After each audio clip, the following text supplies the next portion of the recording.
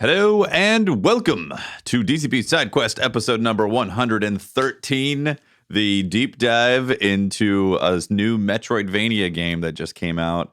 Not sure if the new Metroidvania. Yeah, not. Can you call Metroid a Metroidvania? Absolutely, we're doing it. That hurts. I don't like it. Just think, there's people who are going to play this that are, of a younger generation, and going to be like, yeah, I don't know. It seems like it's copying Hollow Knight and Ori and all that.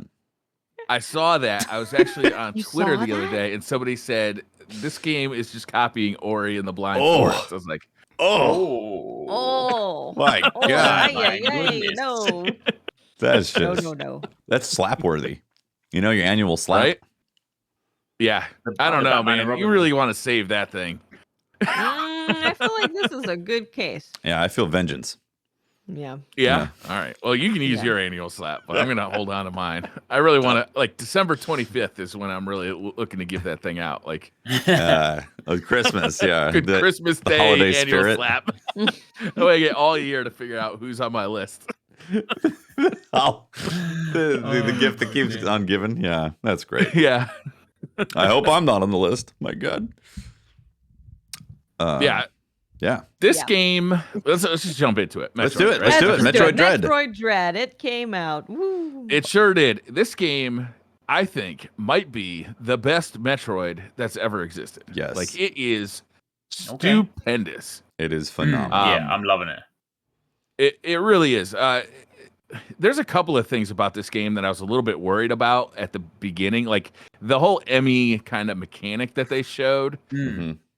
I was like, what is this going to be, right? Is this going to be that I'm playing Metroid, but I'm getting chased the entire time? So it just feels like almost like the mechanic in a Resident Evil game where they have Nemesis or who is that other guy, Mr. Big or something like that? X gonna give it to Big. Yeah. Where you just feel like the constant tension of getting chased by Emmy. That's not really how it works. I don't want to go into spoilers at all because I really feel like going into a game like this fresh, and it's not that long a game either.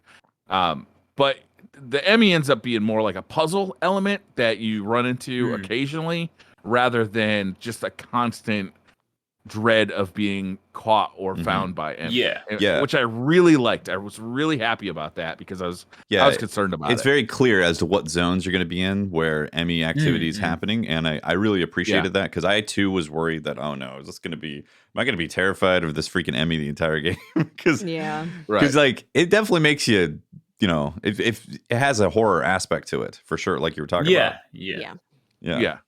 Yeah, for sure. It amps up the tension when you're in an Emmy zone.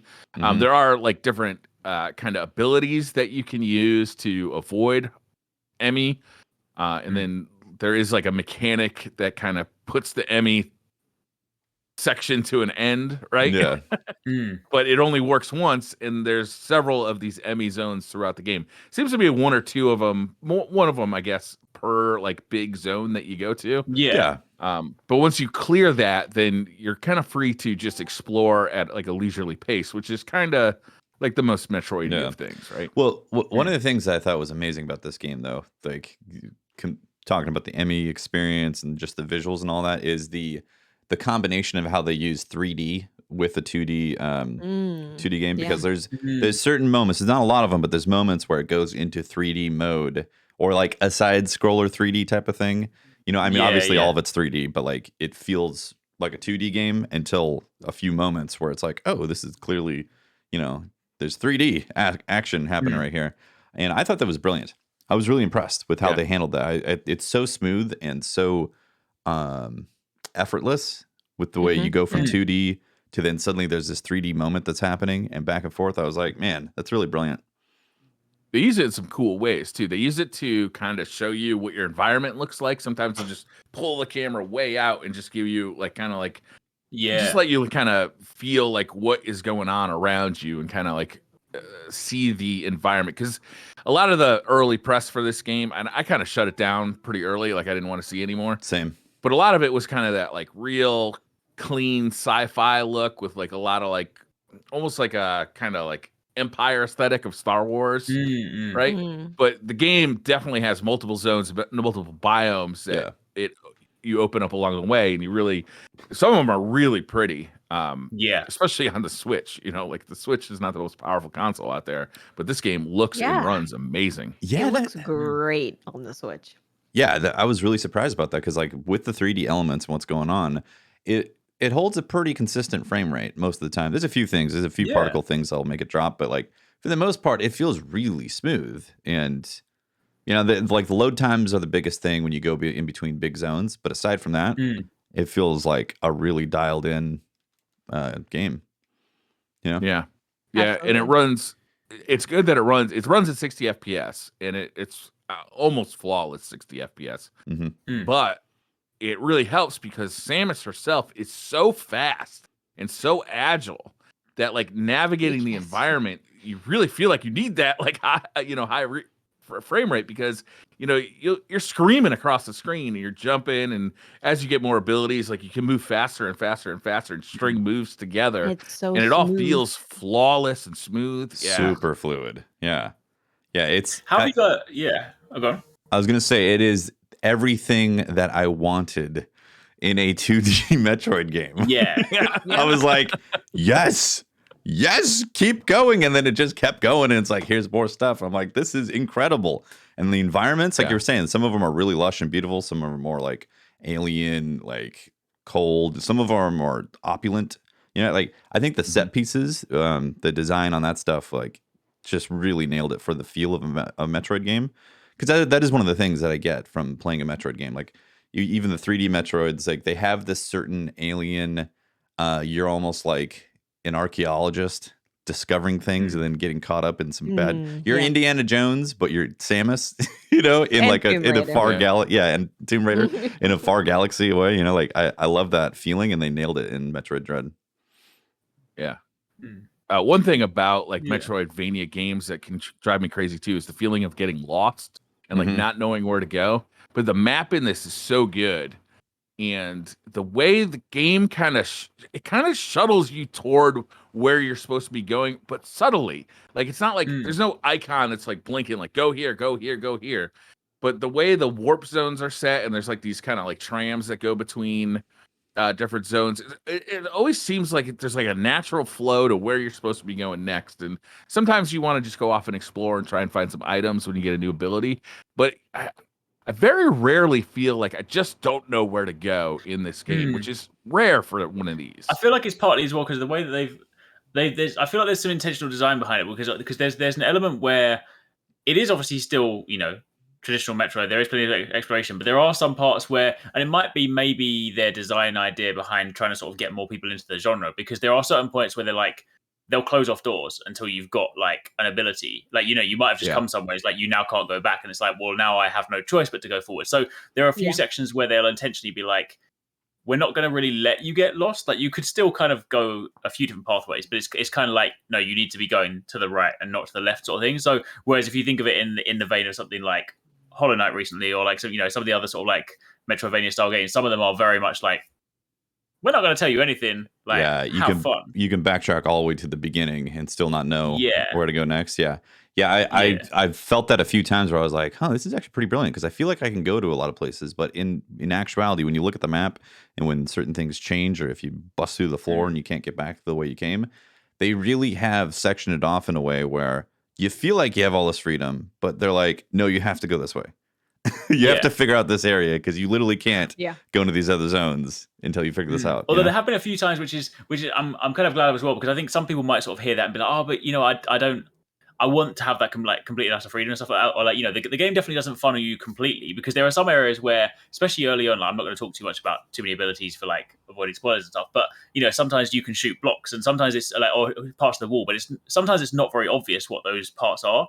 So there were a couple of times when I was going, I retraced my steps around the entire map and was like, I can't get here. Like, I'm so confused. The second zone, right? Yeah. And there was like a block, and I was like, okay. And like, it literally just didn't tell me at all. So there's definitely still that nature of, you can still get lost. There's definitely still plenty to explore. So I wouldn't, anyone sort of like listening to it, I wouldn't worry and think they're just like, they're suddenly turning it into a linear experience. It's not, but it is definitely done. Yeah. But I do think like, if this is say like your first foray into a Metroidvania, I also think it would be a fantastic game, whether it be Metroid or just these kinds of games, because I think it's like a fantastic entry point because it does such a good job of giving you that the feel of what this genre is all about without maybe making it as daunting as some of the other games in this genre can be. So for me, there was a couple times where I definitely was like, I don't know what I'm supposed to do right now. Right. And within the confines. And like there's that earlier part that I think you were talking about where I too was like, I just didn't think to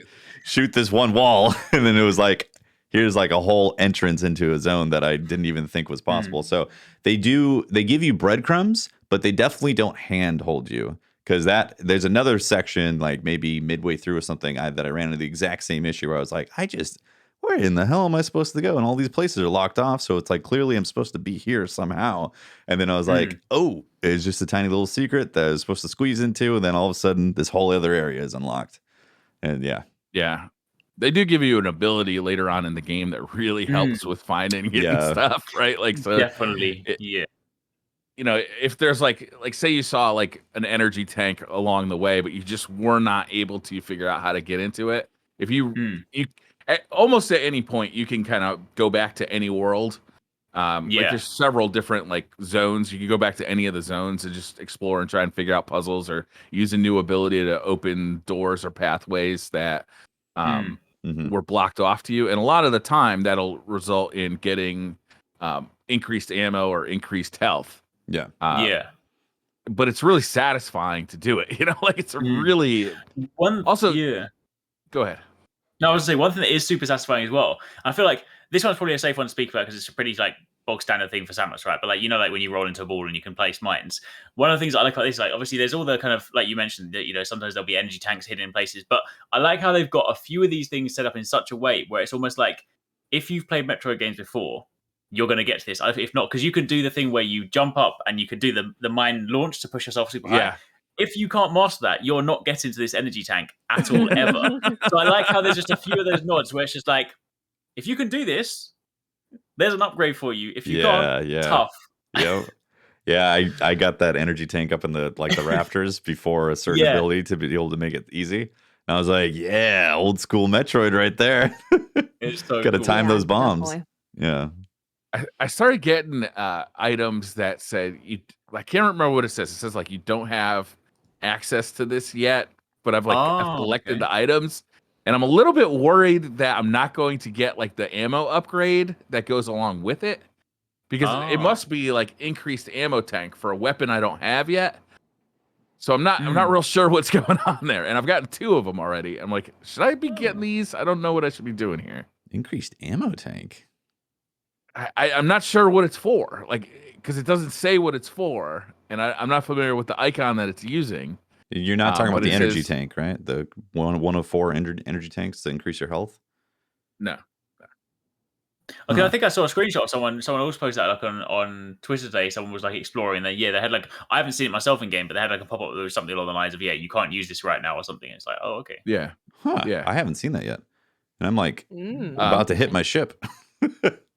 One of the nice things about this game too is one of the things that ends up, I'll play like 3/4 of a Metroidvania type game, and then I'll be just like, I can't do it anymore. I cannot run back and forth across this map anymore. I'm just getting bored with it. Is you'll look at a map and you'll be like, oh god, I gotta go all the way across. Samus has to run all the way across this map, but she's so fast that it ends up taking you like a minute or two.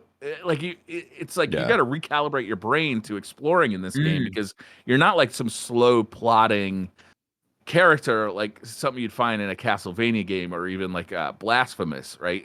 You're so fast that you just scoot across these screens, and as you open up abilities, you also open up a lot of shortcuts, which makes it a lot easier. You don't have to take the long route around. You can just go in a straight line.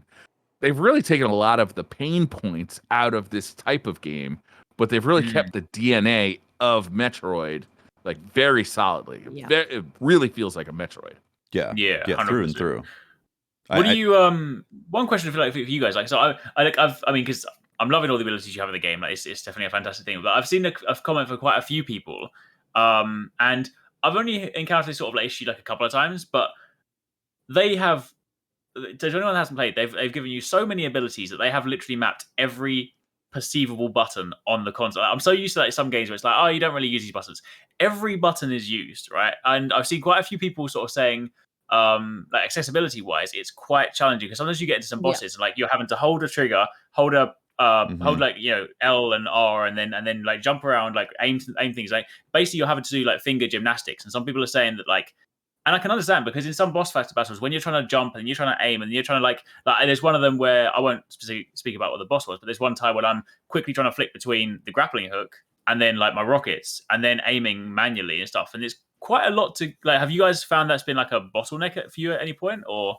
Yeah, a couple times. I had to like think, okay, I have to really reapproach this. Actually, I think that plays into the fact that it's also not like a super easy Metroid either. Like some of the boss fights definitely make you go, you have to learn this, otherwise you're not going to pass it. You know, you're going to die. And it's almost a nod to like a Souls experience of like, you make sure you learn these abilities. It's not that hard though, right? It's no. Like, you'll try these bosses, I don't know, anywhere from like 3 to 5 times. And you usually crack it, or at least know how to crack it by the 5th time through, right? It's like, now it's just, I gotta execute on my knowledge. Like, yeah, I mean, they definitely tell you. Yeah, they it's unlikely you're gonna beat most of the bosses on the first try because you just gotta memorize like what the progression of the boss is. But they're also not so difficult that it's you start right outside the boss if you die, and then you just run in and try again. And I don't know. I've heard that it's really difficult, but it's not Dark Souls difficult. I think it's not. So I wouldn't classify it as easy. And I think some people who might struggle with certain inputs are definitely going to find this difficult for sure. If you're used to playing Dark Souls games, you'll be like, oh, I see the pattern and can crack it, like you said, within 5 or 6 attempts or something like that. But I could definitely see people who aren't used to these type of games or that type of difficulty struggling a lot at a boss or something, or even possibly struggling at getting away from some of the Emmys. Because like the Emmys later on in the game, if you don't have a certain ability unlocked, it was actually a pain in the ass. I was like, God damn it. They're pissed off at these Emmys, That actually happened. There was one, because I was thinking about it the other day. I was like, I like the Emmy mechanic for the most part, but there was definitely one point, one of the ones that I fought later on, where I was actually like, you know what, if there's anything that I'm going to start like marginally dislike about this game, there was one just because like every time I went in, I was just I basically I was being an idiot trying to like navigate this area. But every time I went back in, it just kept on getting me, and I keep on messing up the timing for trying to like counter it.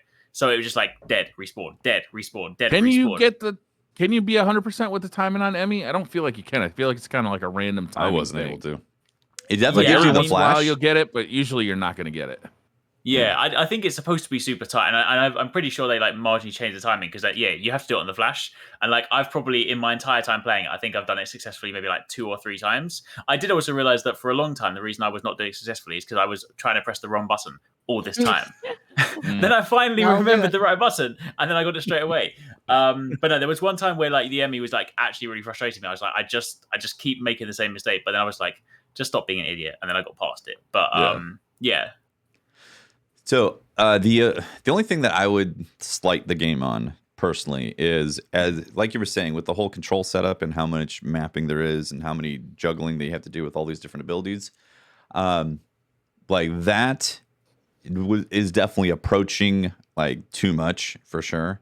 And there's a couple there's a couple things. So like when there's a certain, I'm going to say a certain ability, and it's it's kind of obvious you'd get something like this. So minor spoiler. All right. There's a speed ability, right? Where you run ultra fast. And then there's this mega jump that you can do. My goodness.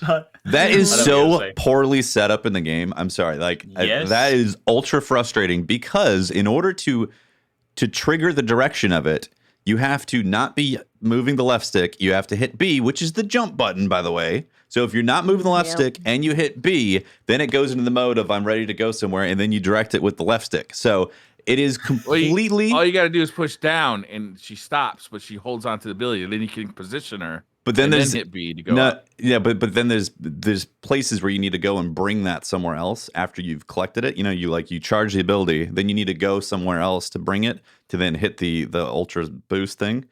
And that is such a pain in the ass of configurations. They should have just made it something like double tap B or something, you know, and then it engages how you want to like move it. Instead, they made it so you can't push the left stick anywhere.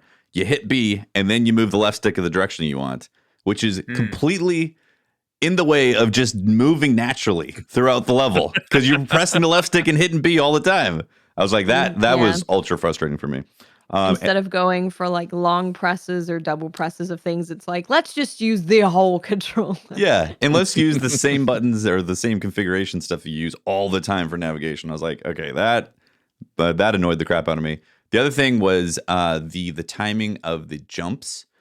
So another obvious thing that you guys would guess that you get is a double jump and potentially more stuff like that. So if you jump straight up, you can't double jump because the double jump requires you to be in a roll. You got to spin. Yeah, you got to be in a spin. So be in a spin jump. Yeah, in order to activate the double jump, you have to be going in a directional thing, and it's extremely finicky. There's like a window for it to work, and that frustrated me as well. Like I found myself getting super annoyed over the timing of that because sometimes you just want to jump up and double jump. Yeah, and it's not a very obvious double jump for that. You know, it's obvious if you go in directions. Yeah, that was one of the other times I got stuck because after you unlock that ability, and then I was trying to get out of the area, and then I was like underwater, and the timing is super finicky for it, and I was literally just like, there must be a block I've missed here. There must be a wall I need to shoot. I was like, I can't get across this area, and it was like, oh, okay. Yeah, yep. I did unfortunately get stumped on that for a little bit, and I was like, God. I'm glad it wasn't just me. Yeah.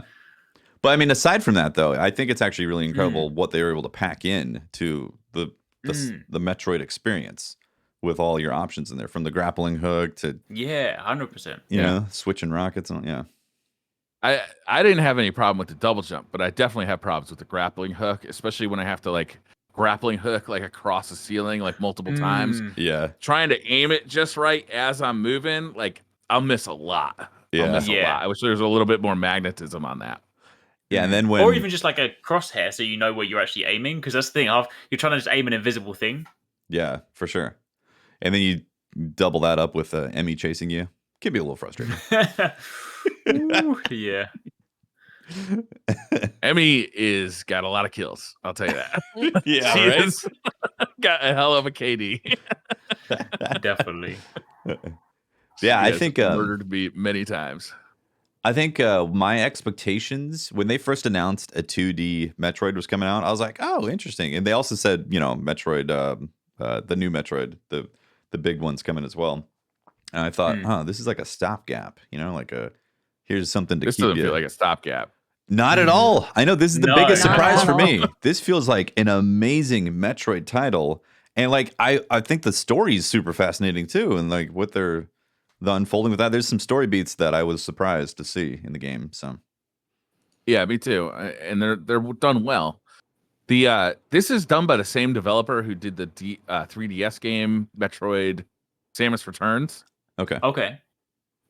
Which I think has a pretty similar control scheme, but it's done obviously on a 3DS with those itty bitty buttons and that like slidey analog stick, and that's gonna be rough.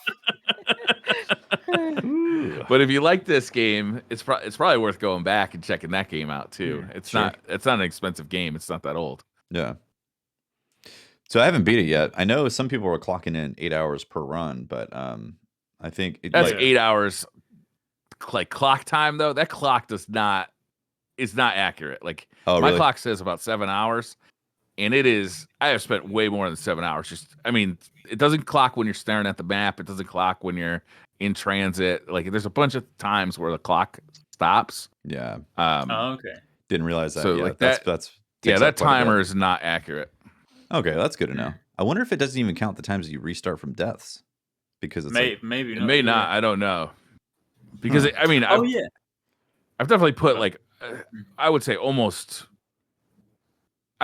10 hours into this game, and it says under 7 hours.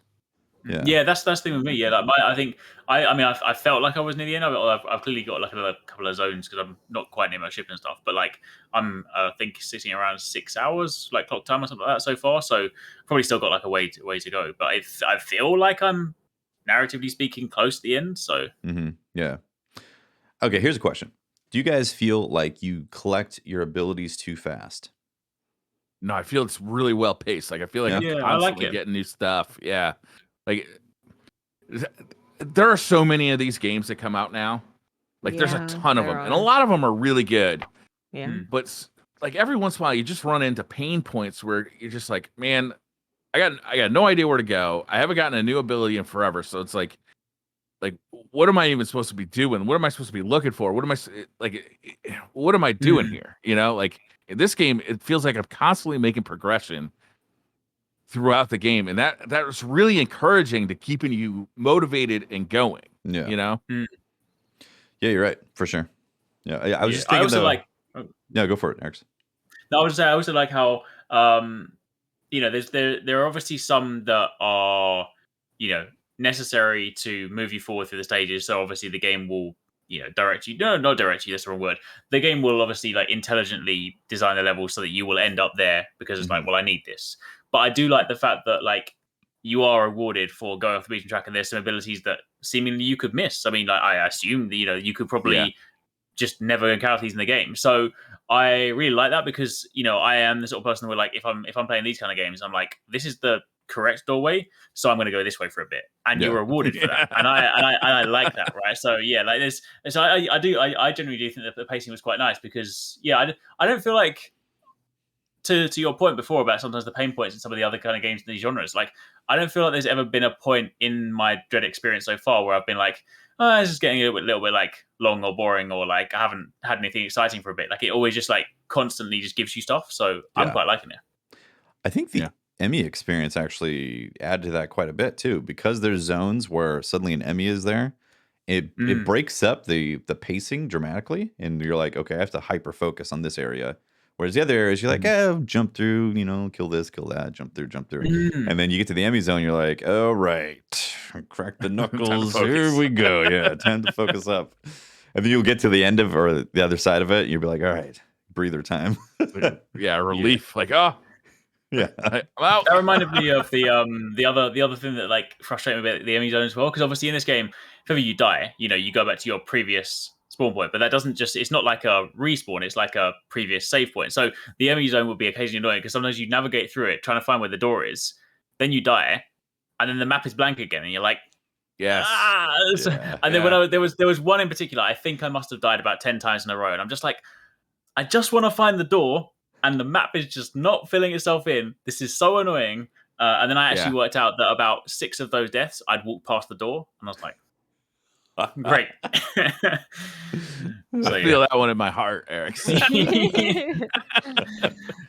All I'm going to say is my the current purple save one. is actually like in front of an Emmy zone. It's the purple Emmy, if that makes sense. That's the one. That is the one that like literally made me go from I that was the one that made me say I hate Emmys. I was going to give it a bad review because of the purple one. That's great. Oh dear. Eric, have you been playing this on the OLED Switch? I have, yeah, not exclusively. I've done some docs so I can record, but I've done probably a third of my Playtime portable handheld on OLED. Have you by any chance looked at this game on both the Switches, or have you only played it on the new one? Only played on the new one so far. Yeah. Okay. Because I have heard reports that it doesn't look great on an LCD screen because it's so dark and full of contrast. But I wonder if that's just people who have the new one and are going back to the old one. Because I've played it in handheld mode on my old Switch, my original Switch, and it looks great. Yeah. It plays great. But I have been playing on a TV mostly, on an OLED TV, and it looks fantastic. Like it really pops off the screen. It does, yeah. Because there's so many black areas. There's actually a couple of areas where it's almost completely black, like the power's out in the area. But Samus's armor glows in a couple of spots. And it's really striking. Good. Yeah. I think about 50% of my playtime was on a basic Switch, and I really enjoyed it. I think it's great. Can we call it that from now on? Switch Basic Switch. Yeah, yeah. What Basic else can we Switch. call it? It's a basic Switch. And then the other 50% of the time I was playing on a 75-inch TV, and like, yeah, it looks great. Also, Yeah. the Pro controller obviously feels fantastic, but I did find that the controls on like handheld felt good too. I wonder. Actually, I don't use the Pro controller. I use one of these switches and these 8-bit dudes, and it's got back buttons. Oh, okay. That I do have mapped for this game. I wonder if that's why one of the reasons I'm not having the control issues you guys are having. Oh, definitely. Maybe. Yeah, I think if you have any kind of paddles, that's gonna Yeah. really make a difference That's with definitely gonna some help. awkward stuff. Yeah, dude, the swapping between aiming, grapple, and rockets for bosses. That's why I'm saying, like, yeah, it's not easy and it's not like mega difficult, but there's definitely some difficulty in there where if you're not focusing, you're just gonna get knocked over. So. I had to adapt the way I play because for a while, like I was in a lot of the earlier bosses. I quite like just because I believe this is a new feature, right? Just the manual aiming, stand still, like position where you want, right? Whereas it used to be like run and gun, right? Or unless there was manual aiming in a previous thing. I think that's been around for a couple of them now. Okay, all right. Well, yeah. I was using that quite a bit, but then towards some of the later ones, when I started getting more abilities, I realized I didn't have the time nor the freedom to be standing there and just like aiming. Yeah. So I'm going back to old school, just like jump and shoot and just pray that your missile lands. And I'm just like, okay. Just because I couldn't do all the juggling, just with like just trying to aim as well. I was like, nope, this is just too much. So it's Yeah. You got to be pretty precise with your aim too. Like there's a couple of Emmys where you have a very specific window of time that you can shoot an Emmy in the face, and then you got to headshot it with like a charge shot, and you got to be pretty damn accurate as that Emmy is moving with your analog stick, tracking that head. Like you got to be pretty accurate. Yeah. 100%. Usually, I don't like playing with an analog stick on 2D games, but this one, I can't see how else they would have done this with a D-pad. You know? Yeah. Yeah. Again, I think it lends itself to being a really interesting Metroid that isn't like it doesn't feel like a mobile Metroid. It doesn't feel, it feels like a legit main installation Metroid.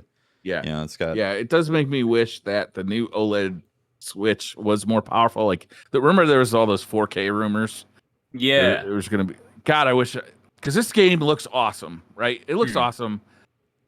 But imagine how awesome it would look in 4K. Like, I don't imagine somebody made this game on a modern console, like not, the Switch. Like, it's great being able to take it portable, but God, imagine the possibilities of, getting Metroid in 4K HDR. Sure, yeah. I really appreciated the mobile aspect of it, though. I literally played it in the car for like an hour. Yeah. It was great. Kotaku got in a lot of trouble this weekend because they wrote about how easy it was to play this game on an emulator. And the emulator supports 4K 60, or I think even 4K, like higher frame rates than 60. Oh wow. And like people were kind of like, yo, that's fucked up. But on the other hand, sounds good though, right? And like, the Steam Deck is right around the corner. You can still do it mobile. Right. Kotaku have been having some really weird, bad takes lately. Like, I swear, like, they've just been putting out a lot of like weird art. Like every time something positive comes out, Kotaku have just got some weird side tangent angle, and everyone's like, "Yo, that's not the take, Chief." Like, I don't know what they're trying to do. Like, I mean, I don't want to talk about other people's stuff, but I'm just like, whether it's just maybe they're just like, we need a way to get clicks or something. But I'm just like, that's the business model, right? We got to get people to click. Yeah. Hate true, clicks. Was this a bad article or was it a very successful article? Yeah, we got a lot of angry clicks. Well, they're good clicks, though, right? Angry clicks make the same amount of money as happy clicks. True. PC Gamer did also put out an article being like, you can emulate Metroid. So it's there's been a couple people that did it. Of course, Kotaku, they have headlines like, this game is just poop. Like not even just here's an explanation or here's why. It's just this game sucks. So yeah, they're thanks for that. they're pissing off a lot of developers journalism. just because they're being rude. Just being kind of rude. I mean, hate clicks. Yeah. Make a lot of money off of hate. Eric, you want to talk about the OLED Switch a little bit?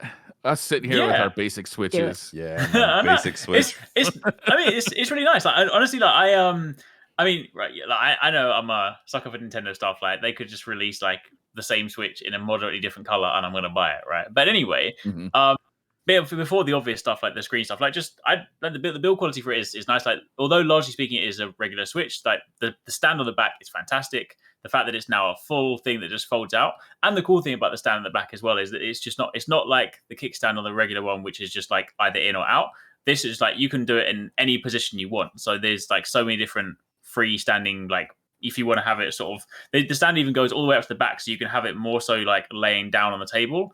So the stand is really nice, which is really Did cool. they move the USB port? Is it still on the bottom to charge it? Yes, still the bottom. Yeah. So you still can't have it stand in there on the stand and charge it at the same time.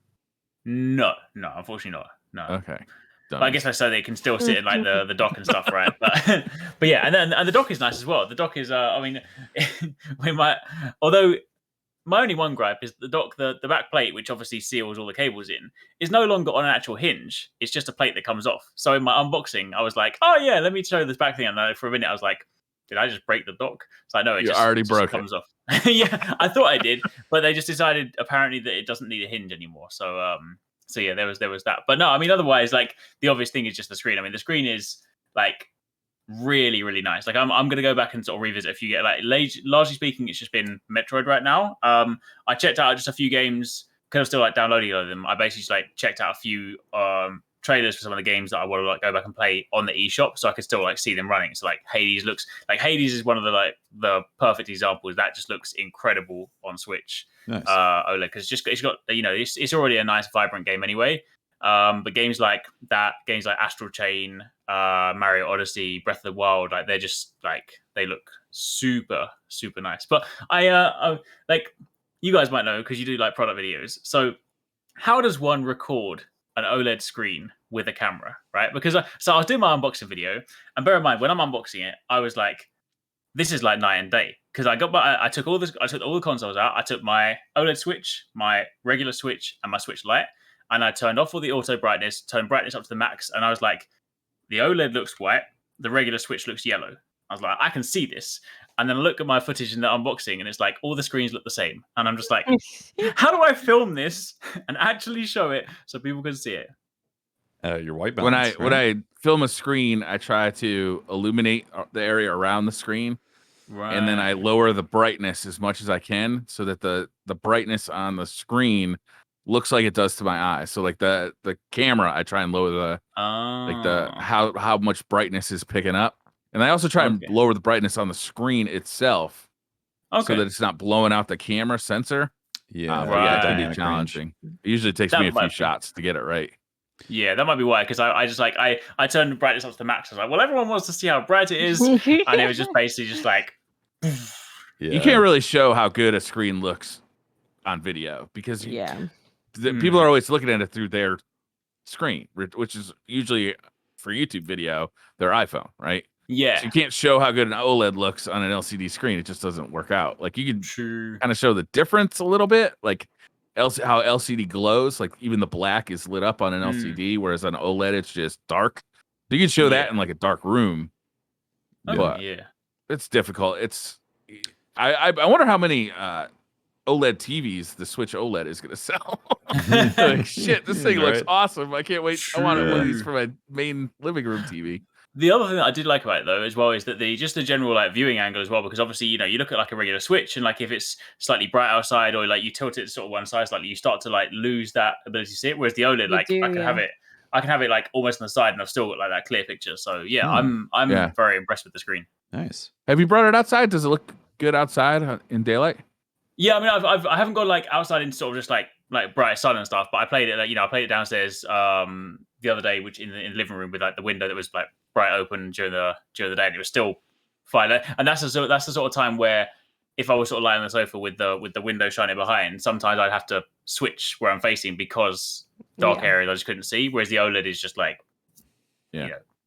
Great. So yeah, I mean, I'm liking it so far. It's definitely now going to become my, because previously my Switch Lite was my like, if I'm going to go somewhere portably, I'll just take my Lite because it's just, it's lighter and it's just the way it is. But now that the screen looks so good, I'm like, well, this is now going to be my portable console. It's also significantly bigger, right? The screen is like significant. Yes, yeah. The fact that you've lost that border, like you notice it so much now as well. And I think it's gonna be great for some of those other games, like the things like Mario Maker and like the Game Builder Garage and stuff, where like you use the screen to obviously build games. Having that just like larger real estate is gonna be super useful. Yeah, seems like a worthy upgrade, honestly, because like the main component, it's a little pricey though. Yeah, but the main thing is like if you're playing handheld all the time, like your visuals is the main thing that you're interacting with, aside from the controllers. Yeah. So I think I would definitely recommend trying to get an OLED if you can, if you're getting a Switch. The thing about the price, it's $350, right? Yeah. Which is that more than the original Switch was at launch? Well, how much was the original Switch at launch? It was 300. I right? want to say 300. Yeah, I feel like it was 300. So we got, and the Switch came out in 2014, 2015? 16, right? 16? So yes. Yeah. And it was kind of old hardware when it came out. And double check the OLED edition is really nice, but I mean, the PS Vita came out with an OLED screen a decade ago. So it's not like super high-end hardware, but they charge it a real premium for it, which, you know, if you're a huge Switch gamer, 2017. yeah, great. March 3rd, 2017. So I don't know. So like, if it had gotten like a power upgrade at $350, I would have been all over it. But just a screen upgrade. I mainly play my Switch handheld, so it's like it's real tempting. I don't know. It's a price premium for what it's offering, I feel like. Yeah, you're right. It for sure is. But it's the only Switch out there that has an OLED screen, and temporarily till the Steam Deck comes out. Till the Steam Deck, yeah. But I think if you play handheld most of the time, like I think it's the way to go, even though you're paying a $50 premium for it.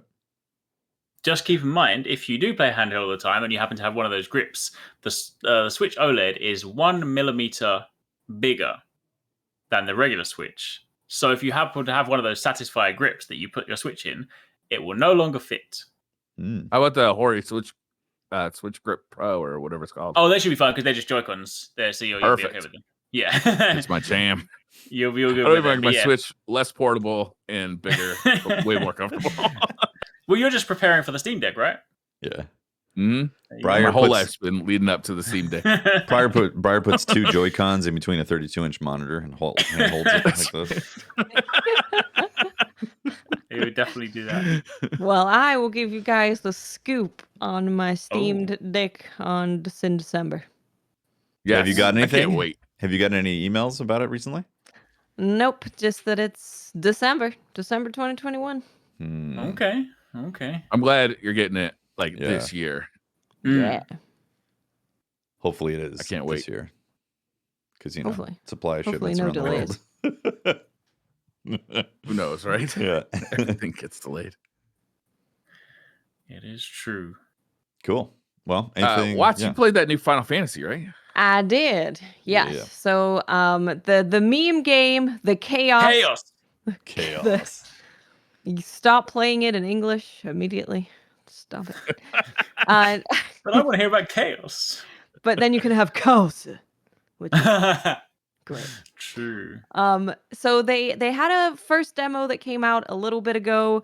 I think that was mostly to be like, hey guys, try the combat, because they seemed very scared of how, especially Final Fantasy fans, would find this type of game, because it's essentially a Souls-like Final Fantasy.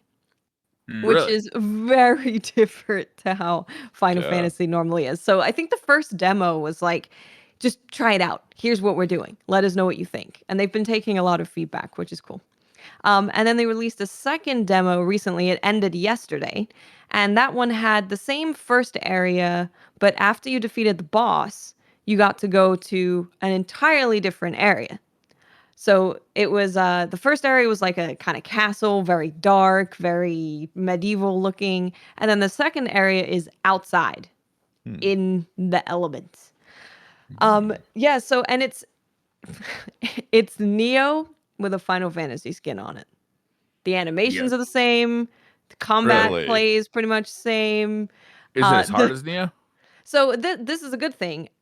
What I would say, if you've played Neo and you liked it, but maybe it was too hard, Final Fantasy Origin has difficulty settings, whereas most of these That's games good. do not. So Yeah. you can choose easy, normal, hard. So yeah, it's a game that I think if you are a Final Fantasy fan and you're not wanting super hard, difficult combat like a Neo or a Dark Souls, you do have the option of turning the difficulty down. I mean, some Final Fantasy fans are mad that the game has moved off of turn-based combat.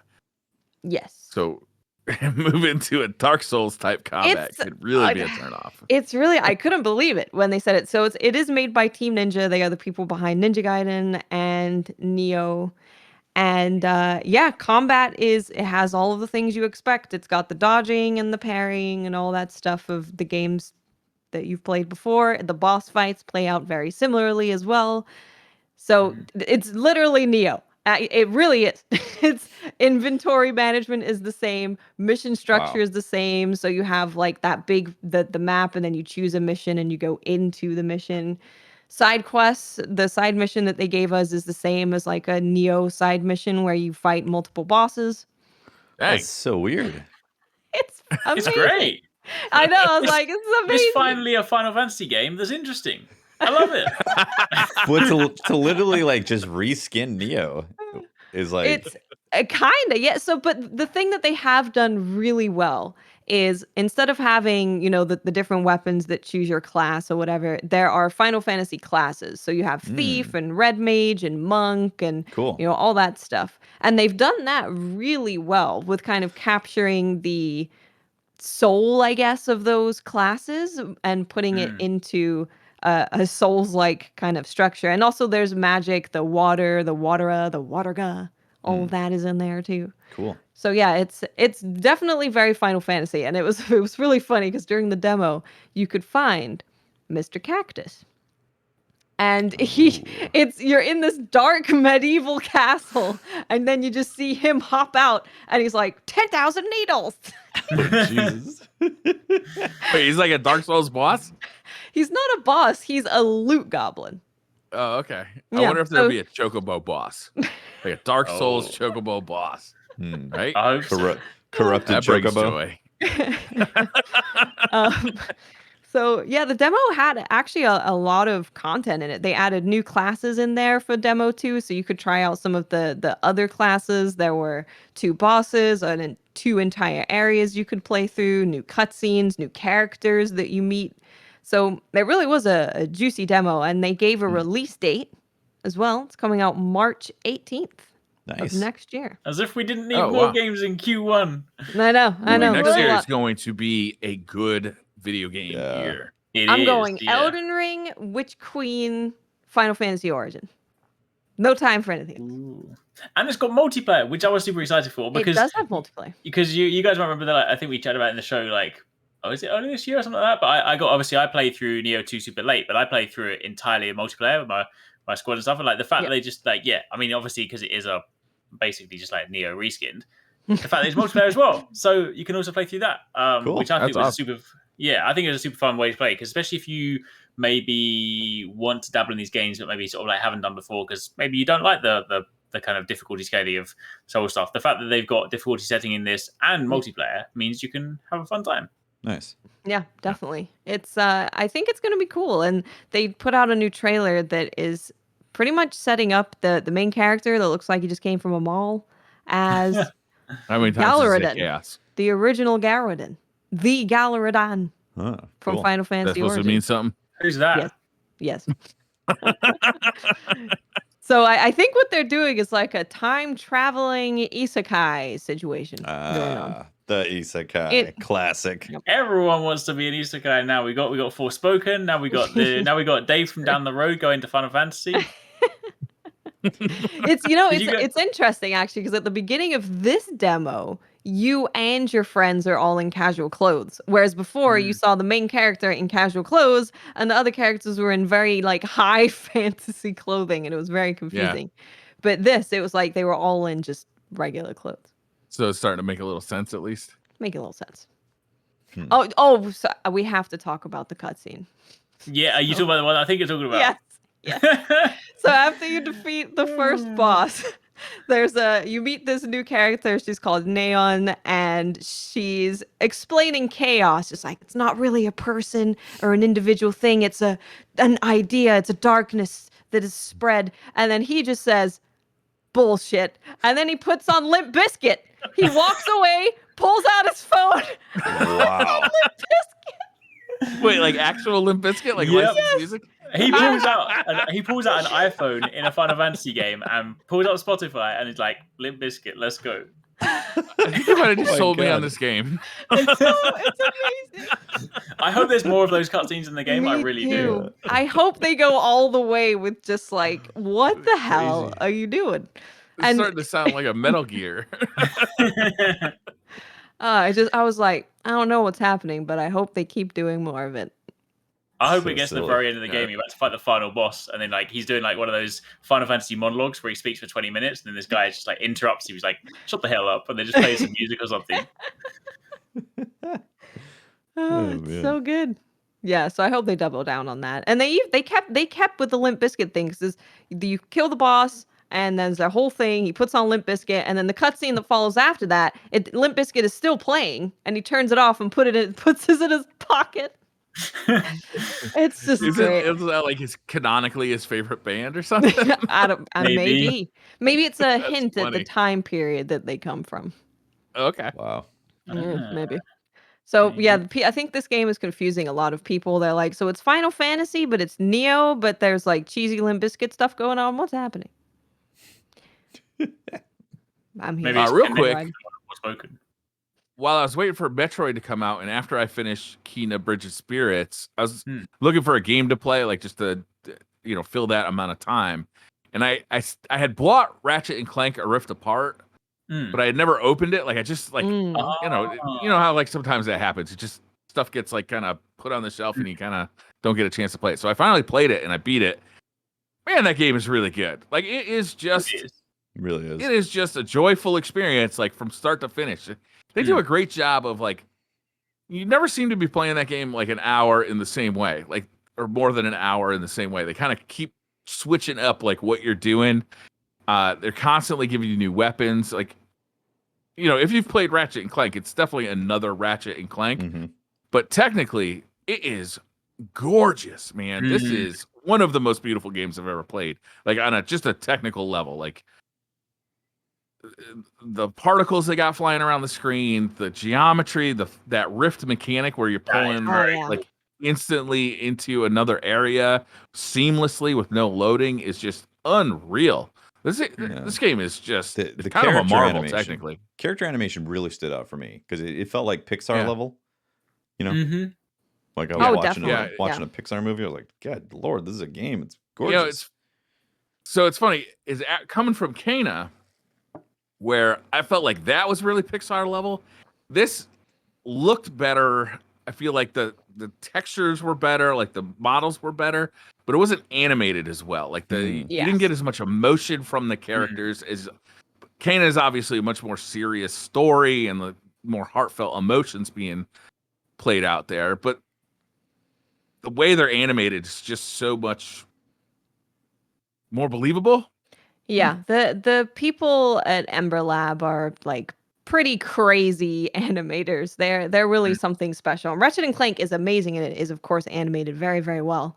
But the team who made Kena just kind of next level, and that's their thing. They came from a background of animation, so yeah. But I was happy to finally get to A Rift Apart because that game looks good. It is a beautiful game to experience. Yeah, if you're picking up a PlayStation 5, it should be on your short list of games to get with it. Yeah, for sure. Anything else this week? There was a quick update for Tales of Arise, which honestly was a bit disappointing. So, like, given that we were speaking about Isekai, they did a collaboration with Sword Art Online. But the thing is, ordinarily this would have been super cool because it was just like a fun little thing. But you have to pay for this. It costs £15 or whatever that is in dollars. So you think, all right, maybe that's. I know when you consider it, I mean, that £15 is basically quite a bit of money. quarter of the price of the game, effectively, right? And you load into the game and you get a few costumes and one battle against these characters, and they're only level 25. And given that by the time you've got this, you've probably completed the game and your team is level 65. I completed the content in about 2 minutes. I was like, there's not really anything else to do. You get like, I mean, if I feel like it would have been great if you're playing Tales of Arise now. Can I still justify saying you should buy it? Probably not. But at the same time, if you were playing it now and you got to experience it as you played through, you get some cool costumes, you get a different ability. It's fun. And I would have enjoyed using it as I play throughout the game. But I just feel like the nature of it and the size of it just feels like the sort of thing that should have been a free update. I never like to sort of like say that obviously developers work hard and stuff and whatnot, but the pricing for it just seems really weird. For like $5 or something. Yeah, $5 would have been fine. Yeah, but like £15, which again is basically the quarter of the price of the game. And you don't even get. It's not even a quest. It's like a training battle. So I was, because it's annoying because I was excited about the concept because I like Sword Art Online, I like Tales of Arise. The characters like they've got some fun dialogue in the game, so like it meshes quite well. It's just a bit empty. So if anyone's watching it and they're like, should I get it? Probably not. Maybe just watch a video on it because you can literally see it, and then that's it. It's like £15. That's like a price of an expansion almost. Exactly. Yeah, it is. Yeah, that's that's how much is a Destiny season pass? Like $10 or something? It's like £30. Oh, well, maybe not actually. Oh yeah, actually, season pass. You're right, 30. Well, even the season's like $10, right? Yeah. So, and that's 3 months of content. Yeah. So you put it in perspective of other things. Yeah, 15 is a lot. 15 is definitely a lot. I assume it's probably $15 as well. Yeah. I can check. It doesn't even have it here. Well, I don't know, but it's expensive. It is. It's not recommended to buy. No. Yeah. So, is that SideQuest? Anything else, or is that it? So. I think that might be it. Yeah. Oh, it's $15.99. There you go. $15.99. That's a weird price. Not $14.99. Yep. It's a weird price. So strange. $99. Real quick, I don't know if we talked about this last week. Did we talk about Konami talking about how they're gonna make new Castlevania, Metal Gear? Yes. We did mention it last week. I'm pretty sure we mentioned it. Yeah. My bad. So we had a whole discussion about Castlevania. Yeah. Oh, we were talking about Castlevania Advanced Collection, weren't we? Yeah, but didn't that lead into were we talking about stuff? both? Yeah. Yeah, we did cover them. Yeah. We spoke about how we would like to have seen a Castlevania that was like a Dark Souls game. Yes, we did. I wouldn't like to see that. How about you make this but Dark Souls? Let's all take the Final Fantasy approach. They were like, how about you make Neo but it's Final Fantasy? You make Final Fantasy but it's Dark Souls. just keep going. I'll pass on a Dark management Souls, sim, but it's Dark Souls. Oh dear. All right. So that is the episode. Thanks for watching. We appreciate it. Believe it is it. Yes. Yeah. Shout out to our Patreon members and our Twitch subs. You guys are awesome. Thanks for keeping the shows going. Eric's, what are you doing this week? Probably finishing Metroid Dread and Monster Hunter Rise PC beta comes out this week. So if you guys want to see it on PC, then give it a chance to jump in and check out the demo and see those crispy frames. See what the frames feel like. No cross save, right? Yeah, they did officially. That is a thing. Yeah. So they officially came out today on Twitter and said that, we've heard all the feedback and the want for cross save and cross play, and we just couldn't make it happen at this time. So they did talk about it, which I appreciate. Fuck Capcom. That's table stakes. They were like, "Psych, we were never going to do it anyway." But we put out a thing just to like get your hopes up. Guys, I also forgot we have to talk about it right now. Right now. You guys remember the game Aeon Must Die? The game that was stolen by publishers, and there was a whole battle. It was like a E3 trailer came out. Everyone went crazy about this indie game that looked so good. And then right after the trailer came out, we found out about all the drama of the people basically trying to steal the game from them. Jeez. Right. Nice. Yeah. Yeah, I remember the one that looked like Gurren Lagann, but like, yeah. It looked so good. Well, it has an October 14th release date, and they did not solve anything. They're still in court proceedings, and if anything, it's gotten worse. So Jesus. the actual people who made the game were like, we're very confused about this going on the store, and we don't really understand why it's there. Wow. So I don't know what's going on there. I assume. Is there a way Yes. for me to be able to directly PayPal the people that actually made it and then pirate the game so that I'm doing the correct thing? Can we do that? That would be the best You move. need to set up a Patreon, Yeah. and then with a link to where you can pirate the game. Yes. But you only get access to that link if you PayPal the developers, so they get the money. Yes. This does look dope as hell too. I know, it looks so Yeah. good. I want to play it and I want to enjoy it and not feel bad about it as well. October 14th. It's coming up in 3 days. So I assume we'll hear some stuff about this leading up to the release date. Yeah. It's gonna be perfect. I'm gonna be looking for something to play after Metroid. I'm gonna be replaying. That's right. Metroid. Maybe Kotaku will do an article on how you can emulate it. It'll be all right. Yeah.